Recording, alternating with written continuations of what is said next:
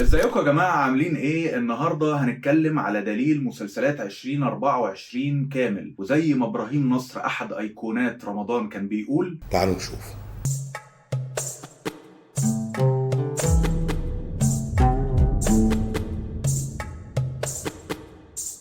طيب سريعا كده يا جماعة، عشان احنا مسلسلات كتير قوي معانا، فهاتولكوا حاجة سخنة او حاجة تاكلوها علشان اقول لكم ايه المسلسلات اللي احنا داخلين عليها في 2024. اولا انا قسمتهم لكذا كاتيجوري او شريحة، وهم مسلسلات كوميدي، مسلسلات دراما، مسلسلات يا تصيب يا تخيب، ومسلسلات غسيل الاموال. تعالوا كده هنمشي عليهم واحده واحده، والحاجات اللي مش مفهومه يعني كوميدي ودراما دي مفهومه، اللي مش مفهوم هشرحه لكم لما نوصل. نبدا بمسلسلات الدراما، واكتر مسلسل مرتقب في رمضان 2024 وهو الحشاشين. وهو المسلسل بصراحه مرتقب لاكتر من سبب. قصه طبعا حسن الصباح وعلاقته بالالعاب اساسن كريد والكلام ده، وان هو من بطوله كريم عبد العزيز، والى غير الكاست المرعب اللي فيه فتحي عبد الوهاب واحمد عيد ونجوم كتير قوي. بس الميزه كده لما التيزر والاعلان بتاع المسلسل نزل، ان تحس ان المسلسل متكلف، وتحسه كده حاجه تخطفك وتبقى عايز تتفرج عليه. وفكره ان هو كان المفروض ينزل السنه اللي فاتت وينزل السنه دي، حاجه تطمنك تقول لك اه تمام، الناس تقلوا على العمل وعملوا لنا حاجه كويسه.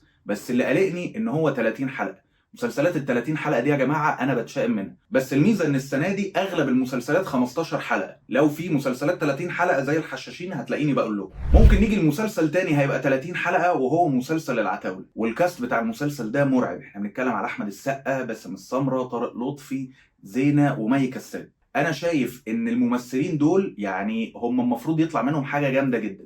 بس برضو اللي قلقني فكره ان هو 30 حلقه. بس الميزه ان احمد السقا مسك فورمه كده من ساعه جوله اخيره، وممكن نبقى داخلين على عمل كويس اتمنى. نيجي بقى لامبراطوريه ميم بطوله خالد النبوي، وهو نفس فكره الفيلم بتاع فاتن حمامه، بس بقى المفروض دلوقتي في 2024، وهو ازاي بقى بيشوف مع اولاده مشاكلهم، ومدخلين فيها جانب التكنولوجيا والسوشيال ميديا. ونيجي لعوده الناس التقيله الجامده كده. يحيى الفخراني راجع السنه دي بمسلسل عتبات البهجه، وهو زي ما باين كده في التريلر، هما مش موضحين قوي، بس هو قصته هتدور في احداث دراما وحاجات عائليه، وان هو عنده يوتيوب شانل مسميها عتبات البهجه. وبيشارك يحيى الفخراني، جمانة مراد، صلاح عبد الله، ويوسف عثمان. ومسلسل درامي تشويقي برضه هينزل السنه دي، هو بدون ذكر اسماء، بطوله آسر ياسين وعائشه بن احمد. ميزه مسلسلات آسر ياسين ان هو عامل زي ايه، لوكاس فاسكيز كده في ريال مدريد، الناس اللي ليها في الكوره، اللي هو المسلسلات السبعة من عشرة أو 8 من 10، هي مضمونة إن هي بتبقى في الحتة دي دايما. وأنا دايما بحب المسلسلات بتاعته، لأنه بحسه إن هو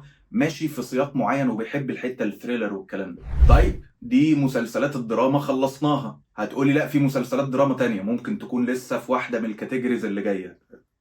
نيجي للمسلسلات الكوميدي، وهنبدأ يعني بعمهم واللي موجود كل سنة معانا، وهو الكبير الجزء الثامن. والكلام ان الكبير الجزء الثامن غالبا هيبقى اخر جزء. وبصراحة يعني انا كان ممكن احطه يا يصيب يا يخيب، لانه الموسم اللي فات هو بصراحة يعني كان محبط جدا. بس هو كده ولا كده نسب مشاهدته مضمونة، والناس بتحب احمد مكي. بس انا بصراحة يا جماعة نفسي نخرج بره القالب بتاع الكبير وجوني اللي لسه بيتفاجئ بالمزاريطة والكلام ده. وفعلا لو هو ده الموسم الاخير، فاتمنى ان احمد مكي يدور على بروجكت جديد يبدا يشتغل فيه بقى. كفايه موضوع الكبير ده، وخصوصا ان هو هيبقى 30 حلقه، ففي حلقات بتمل جدا. واستنى كده بقى في رمضان لما ايه، حلقه تبقى تلت ساعه وتتعرض لك في ساعه وربع بعد الاعلانات. مسلسل بابا جه بطوله اكرم حسني. انا يا جماعه من الناس اللي بتحب نوع الكوميديا بتاع اكرم حسني، وانا عارف ان اكرم حسني في ناس يا اما بتحبه يا اما بالنسبه لها ايه ده، ايه تقل الدم ده. لكن انا بالنسبه لي اكرم حسني بجد يعني فيلم العميل صفر، انا في ناس كانت بتقول لي ده وحش جدا، انا الفيلم ده ضحكني قوي.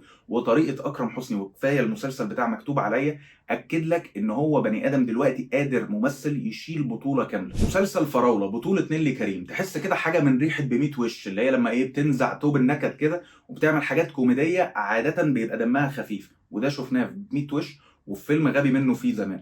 مسلسل اشغال شقه بتاع هشام ماجد واسماء جلال. المسلسل كوميدي عائلي، قصته بتدور على اتنين لسه متجوزين وخلفوا توأم، وجاب لك قد ايه صعوبات الجيل الجديد في موضوع تربيه الاطفال. ده اللي كان باين في التريلر. وانا بصراحه اي عمل لهشام ماجد وشيكو بالذات ببقى متحمس له جدا، لان انا بحب السيناريوهات والافكار اللي هم بينقوها. وطالما اتكلمنا على هشام ماجد، ندخل على طول في شيكو والمسلسل بتاعه هو وكريم محمود عبد العزيز، خالد نور وولده نور خالد. وقصة المسلسل كده شكلها ما تفهمش، كان كريم محمود عبد العزيز شغال في مفاعل نووي أو حاجة، فبيحصل حاجة زي التايم ترافل وبيجي له ابنه من المستقبل أو حاجة كده. ده الكلام ده مش واضح لسه في التريلر، بس اللي واضح إن هو بيتعامل مع النسخة الكبيرة من ابنه، والفرضية دي شبه فرضية قلب أمه شوية، وأعتقد دي هتجيب ضحك جامد جدا. ونيجي المسلسل كامل العدد بلس واحد أو الجزء الثاني. المسلسل ده السنة اللي فاتت حقق نجاح كبير جدا. أنا بصراحة مش من الناس اللي شافته، بس في كذا حد في عيلتي واصحابي شافوه وقالوا لي ان المسلسل ده كويس قوي، وانا يعني يمكن اكون خطفت منه حلقه او اتنين كده. فعلا هو المسلسل فيه من روح فيلم عالم عيال عيال بتاع رشدي اباظه، وتحسه كده لايت كوميدي عائلي لذيذ. مسلسل كوبرا بطولة محمد إمام، وده هيتعرض النص الثاني من رمضان. وهنا تحس إن محمد إمام في الكومفورت زون بتاعته، أو على الأقل معاه الناس اللي هو متعود يطلعوا معاه في الأعمال الكوميدي في الأفلام، ويبقوا يبقى مرتاح معاهم ويطلع إفات حلوة. أحمد فتحي، أس محمد ثروت، وكتير قوي منهم. خلصنا الدراما، خلصنا الكوميدي، هندخل دلوقتي في كاتيجوري يا تصيب يا تخيب. ايه يا تصيب يا تخيب دي مسلسلات من وجهة نظري هي بين البنين، يعني ممكن فعلا تبقى حلوة قوي او ممكن تخيش، وممكن يبقى نجاحها، عارفين المسلسلات اللي نجاحها بقى ايه؟ بتبقى افتر فاكت رمضان، اللي هو احنا خلصنا ال 30 يوم، تعالى ده كان في مسلسل حلو ما تيجي نتفرج عليه. دي المسلسلات دي. هبدأ بمسلسل جودر او جودر بتاع ياسر جلال، وهو معاه نور اللبنانيه ووفاء عامر وطارق عماد، وبيحكي قصه الف ليله وليله. انا دايما بقلق لان انا حاسس ان احنا مثلا اخر 20 سنه ما عملناش مسلسل تاريخي او مسلسل فانتسي بالشكل اللي هو بتاع المماليك وشهرزاد وشهريار والكلام ده، ونجح او الناس كانت مهتمه بيه. في المداح اسطوره العوده الجزء الرابع، وده من المسلسلات اللي هتبقى 30 حلقه. انا عارف ان المداح ليه جمهوره، بس هو ليه يصيب يا يخيب؟ لان هو دايما يبدا بدايه حلوه قوي، ويبقى اول يومين ثلاثه في رمضان الناس المداح شفت مش عارف ايه، ده انا اترعبت، ده انا كنت هفطر من الرعب. بعد كده في حلقات بقى اللي هو التكرار وملل فده كل سنه. فهو لجمهور المداح هو بيبقى تمام، الجمهور التاني بيتشدوا اول كام حلقه وبعدين يسيبوا المسلسل. وصحيح الجزء ده المفروض هتظهر فيه شخصيه سهر الصايغ اللي كانت طلعت في الجزء الثاني.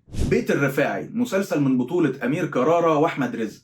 وانا بالنسبه لي امير كرارة للاسف بقاله يعني تحس رمضانين كده هو مش معانا. يعني السنه اللي فاتت سوق الكانتو، يعني ما اعتقدش ان في 5 اتفرجوا عليه، وهو دايما تحس والكادرات واللي مش عارف ايه والكلام ده، بس فعلا سوق الكانتو ما كانش حد بيتكلم عليه. يعني اخرهم اللي هم كانوا بيشكروا مثلا في البرودكشن ديزاين والناس لابسه ايه والكلام ده. فامير كرارة فعلا مختفي بقاله رمضانين 3، ورمضان السنه اللي قبلها كان عمل مسلسل كده اللي هو حاجه في الجواسيسي مع هاني رمزي وكده، واللي قبلها في مسلسل خيش بس انا كنت من جمهوره، وهو مسلسل نسل الاغراب. مسلسل صيد العقارب بطولة غادة عبد الرازق. انا من الناس اللي بحس ان مسلسلات غادة عبد الرازق اللي هي من كام سنه مثلا، اللي هو نقول مع سبق الاصرار وحكايه حياه والمسلسلاتها مع محمد سامي، كانت حلوه جدا وخلت الناس تقول لا خلاص غادة عبد الرازق واحده من نجوم رمضان اللي احنا بنستنى مسلسلاتها. بس بعد كده عملت مسلسلات كتير قوي، يعني في منها اللي هو تحسهم اي كلام، طب خلاص اللي هو احنا عشان نبقى موجودين في رمضان. بس مؤخرا هي رجعت تعمل مسلسلات حلوه جدا، فده مسلسل انا مستنيه واتمنى انه ما يخيش. مسلسل مليحه بطوله ميرفت امين ودياب. طب هتقول لي ايه ده يا يصيب يا يخيب؟ ليه ما تحطه في كاتيجوري تعبان؟ انا بالنسبه لي هحطه في كاتيجوري يا تصيب يا تخيب، لانه انا بالنسبه لي المغني دياب هو واحد من اشطر المغنيين اللي بداوا يمثلوا، وده شفناه السنه اللي فاتت في تحت الوصايه، وحتى على فكره في نسل الاغراب وفي ادوار كتير قوي. تحسه كده اللي هو خد كورسات وبيمثل حلو. مسار اجباري، وانا حاسس ده هيبقى اندر دوج رمضان السنه دي زي ذا بوكس كده السنه اللي فاتت، بطوله احمد داش وعصام عمر. الاثنين مفيرين، فورمتهم حلوه، وعصام عمر دلوقتي الناس فعلا بقى من النجوم الشابه اللي الناس مستنيه لها اي حاجه، وعنده قبول رهيب قوي. في مسلسل اسمه صله رحم بطوله اياد نصار، يسرا اللوزي، واسماء ابو اليزيد. وهو البوستر بتاعه ما شفتش اعلانه بصراحه، هو البوستر بتاعه اياد نصار واقف كده وحوالين الاثنين حوامل، فيعني تمام ما اعرفش بقى ده هتبقى قصته ايه. بس اياد نصار من الممثلين اللي انا ببقى مطمن في مسلسلاتهم شويه، في حاجات بتقلش بس لا يعني ان شاء الله ده يصيب ما يخيبش. في مسلسل هو كوميدي رومانسي عائلي بتاع شريف منير ورانيا يوسف اسمه وبقينا 2، والمسلسل ده اتمنى انه يبقى كويس، لان هو شريف منير مؤخرا اخر كام مسلسل عملهم كانوا عائليين ولذاذ، فممكن يبقى ده ماشي على نفس الوتيره. خلصنا الكوميدي والدراما وكاتيجوري يا تصيب يا تخيب. الكاتيجوري الاخيره وهي المحببه الى قلبي دي انا مسميها غسيل الاموال، او تحسها هي ايه، هي فلوس بتترمي في الارض كده كل سنه في رمضان. وهنا ايه الكاتيجوري دي كاتيجوري مسلسلات انت ما بتبقاش عارف طب يا جماعه انتوا بتدفعوا كل ده في الانتاج ليه، وليه بتتعمل كل سنه، بس هنقول لكم عليها، او ده كده برضه في الاول وفي الاخر ده من وجهه نظري، وممكن اكون انا غلط، واتمنى النجاح للمسلسلات العظيمه قوي دي. نبدا كده بمسلسل حق عرب، بطوله احمد العوضي، وفاء عامر، رياض الخولي، والمسلسل 30 حلقه. وعلى فكره المسلسل ده هيبقى من المسلسلات اللي ممكن يبقى بياخد شعبيه، وفورمه احمد العوضي بتاعت ايه، احلى على احلى، ويا وحش الكون، ومش الكلام ده كله انا عارف. بس المسلسلات بتاعت العوضي لما نيجي نبص لها اخر 3 4 سنين، هو مفيش اي حاجه جديده بتتقدم، وغالبا السنه دي تحسها تبقى نفس الفورمه كده. انا هقول لكم على مسلسلين هيجوا ورا بعض، وانا شايف ان مشكلتهم كان مسلسل اللي اتعمل سنه 2010 اللي هو بتاع العار. اول مسلسل اتاثر بمسلسل العار لغايه دلوقتي هو مسلسل المعلم، بطوله مصطفى شعبان. وده ليه؟ لان مصطفى شعبان في 2010 لما جه عملوا الفكره ان فيلم العار يبقى فيلم الكلام ده، مصطفى شعبان عمل الشخصيه حلوه قوي، وكان دايما ليه طريقه كلام كده، ولازم اللي هي كلام موزون، الطريقه دي كانت حلوه جدا. بس مصطفى شعبان اتحشر فيها وما خرجش، ويعني يوم ما جه يطور من نفسه قلب بقى فورمه اللي هي ايه، احنا بنقرا اللي مكتوب على التكاتك واللوري ونقوله. والمسلسل اسمه المعلم، فهتحسه بقى داخل بقى ايه، بابا المجال ومولات والحاجات الحلوه اللي هو بيعملها كل سنه دي. المسلسل الثاني اللي اتاثر بالعار وهو معانا هو مسلسل جري الوحوش، بطولة نضال الشافعي. طيب احنا بعد العار الحمد لله مش اي فيلم ناخده بقى نمطه على 30 حلقة، فانت جري الوحوش ده انا شايف ان احنا هنعمله كده هيبقى عامل زي في مسلسل كان اسمه الكيف، يعني عملوا باسم السمرة واحمد رزق مكان محمود عبد العزيز ويحيى الفخراني.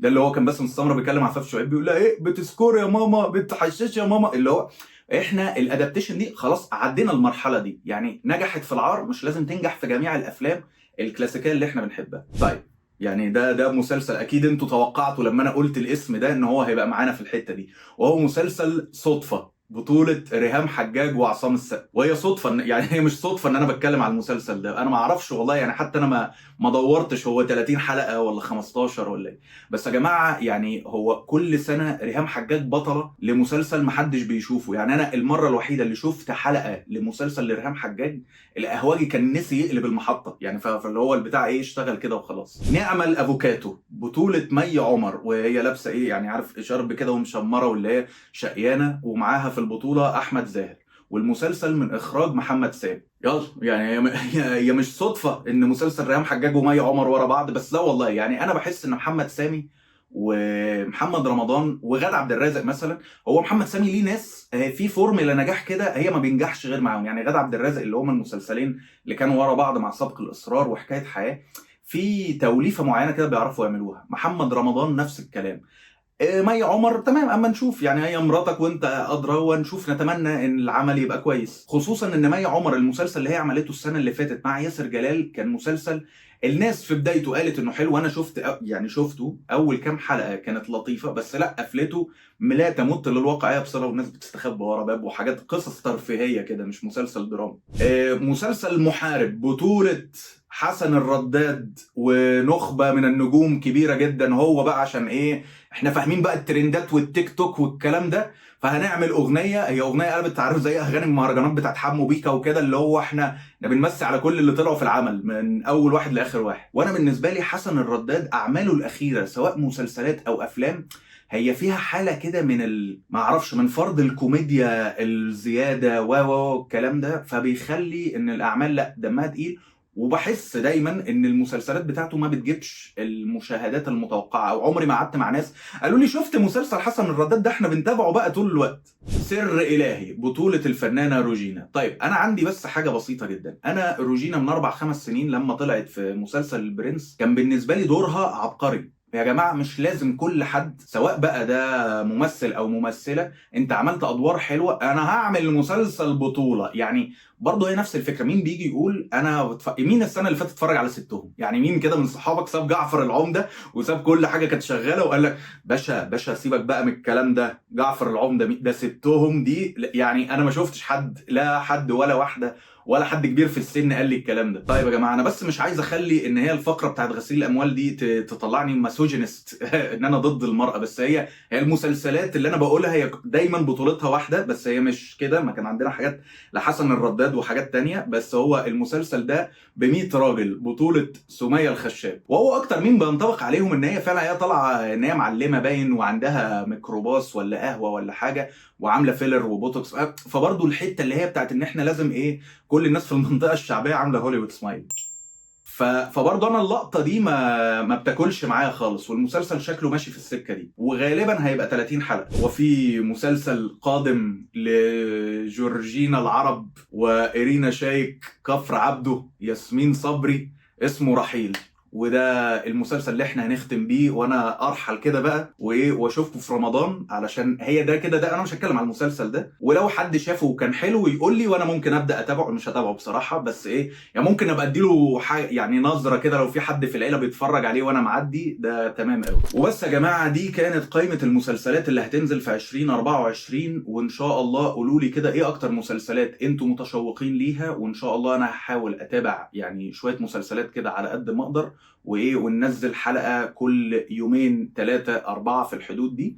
بس في نفس الوقت الحته دي انا اسف يعني، بس ده بجد والله ومش كلام. حاولوا في الشهر ده المسلسلات كده ولا كده قاعده، ودلوقتي الحمد لله بقى عندنا منصات كويسه الكلام ده، احنا نقرب لربنا وان شاء الله ربنا يتقبل. وكل سنه وانتم طيبين، وهشوفكم كتير ان شاء الله في رمضان على الشانل، فيا ريت. السلام عليكم.